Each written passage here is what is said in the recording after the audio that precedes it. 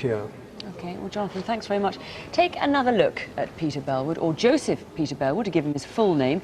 He's 48 years old, he's 5'10", slim, with brown or dyed blonde hair. He's often been seen with a Scandinavian woman called Matt, who comes from Colchester. Help us put Peter Bellwood on the map before he strikes again.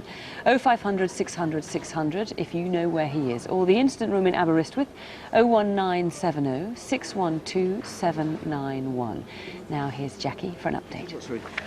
Hello, in the middle of chaos here, as you can see. Well, I'm here with the officers from West Midlands who are trying to find Devon Daly, wanted for dealing in crack, cocaine and heroin in Warsaw in the West Midlands. We've had a whole host of calls, and one, in fact, just come in now. Here it is, which I'm hoping the officers are actually going to be able to deal with tonight. DI Neil Beach is here, and he's calling his officers back in Warsaw right now. So fingers crossed that we'll have some better news for you later on. On the first Crimewatch 20 years ago this month, in this very studio, nobody on the team knew if any viewers would call in. Thankfully, they did, and people have been ringing us with information ever since. So our 20th anniversary has been a time to say thank you and bring together some of the key people: police, victims, witnesses, viewers and programme makers who've made Crimewatch appeals as successful as they are.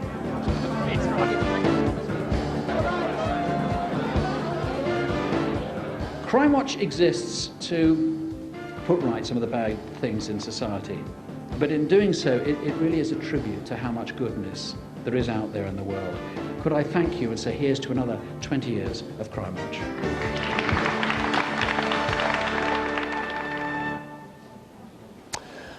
"20 years of Crimewatch. It's not bad for a programme that was only commissioned to run for 3 months until August 1984. Who could have imagined it would still be going strong till now? And who knows, perhaps it'll all be here in 2024. But this is how it all began.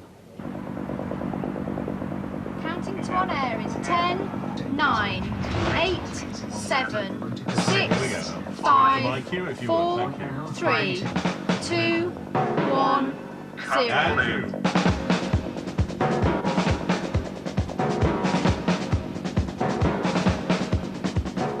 Hello and welcome to Crimewatch UK. Now, if you've ever worried or complained about crime, this is your chance to do something about it. The very first Crimewatch was broadcast on June the 7th, 1984.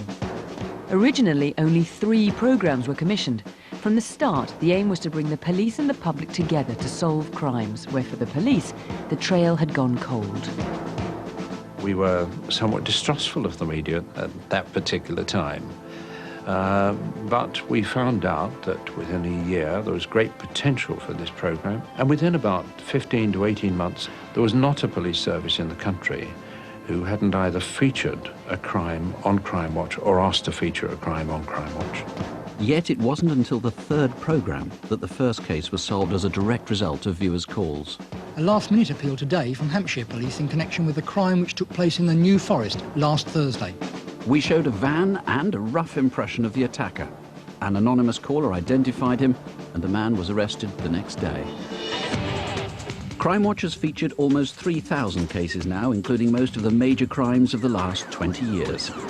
The explosion came just before 3 o'clock. Most of the residents were asleep. The Brighton bomb inquiry depends on eliminating everyone who stayed at the Grand Hotel since July the 1st.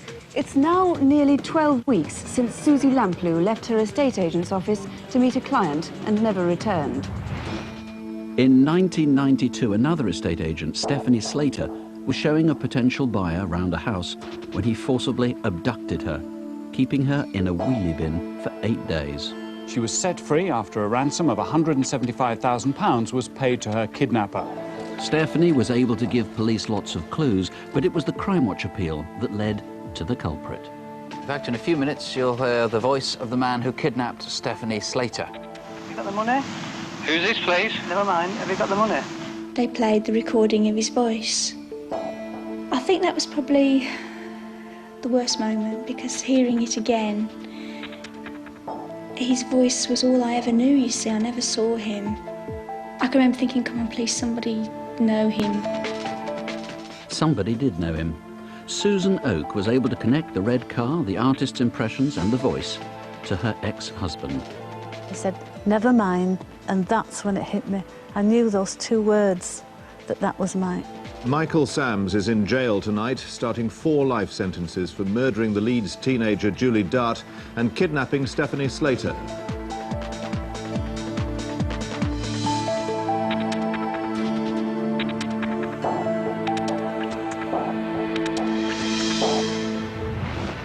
In February 1993, we appealed on one of the most infamous cases of the last 20 years.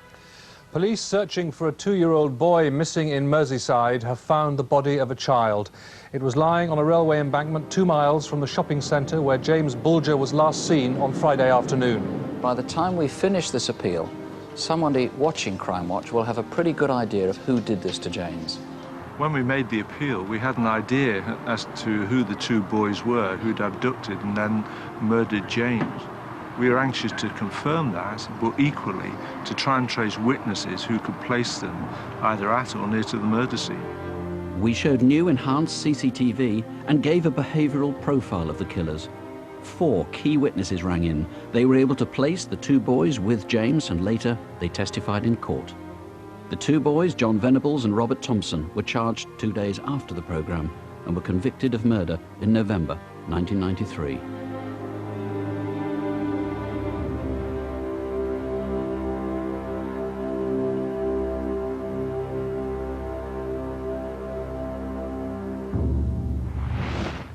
A year ago today, an unprecedented crime took place which astonished and sickened the whole nation. On a sunlit afternoon, Lynn Russell, her daughters Josie and Megan, and their dog Lucy were waylaid as they walked home from school and then slaughtered.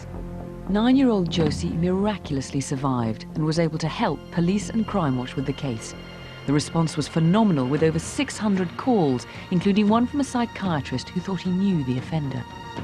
Michael Stone has been found guilty at Maidstone Crown Court of murdering Lynn Russell and her daughter Megan and trying to murder her other daughter Josie. He was given 3 life sentences. The judge told him there cannot be anyone in this country who does not understand the complete horror of the offences.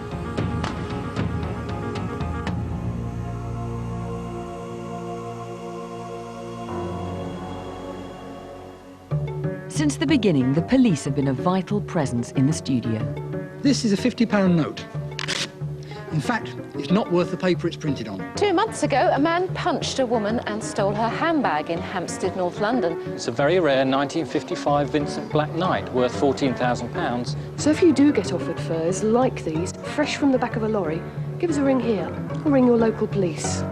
3, Mix and Q 2, Jonathan. 1. If you can help with any of these cases. Now, it costs the country at least £2 million a year. For 111 programmes across 11 years, Sue Cook was Nick's co-presenter.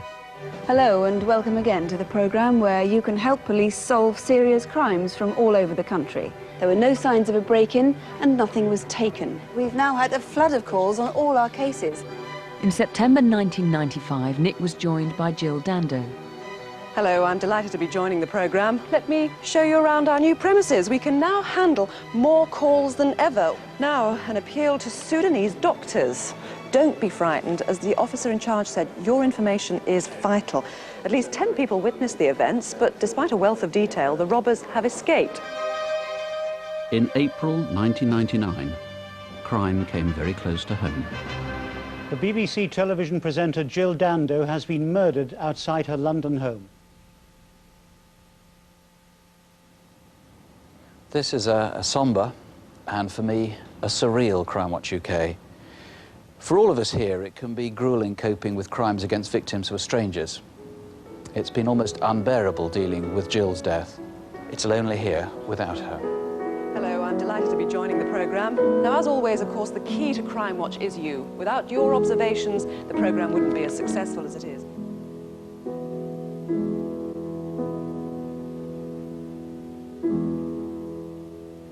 We launched a public appeal to create a lasting tribute to Jill and raised over £1 million.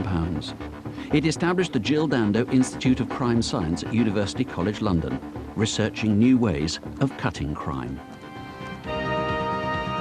In January 2000, a new face joined the programme. Welcome, and not just to you, but to a new colleague who joins Crimewatch tonight, Fiona Bruce. Thanks, Nick. I'm very aware that I'm following on from someone who has a special place in this programme.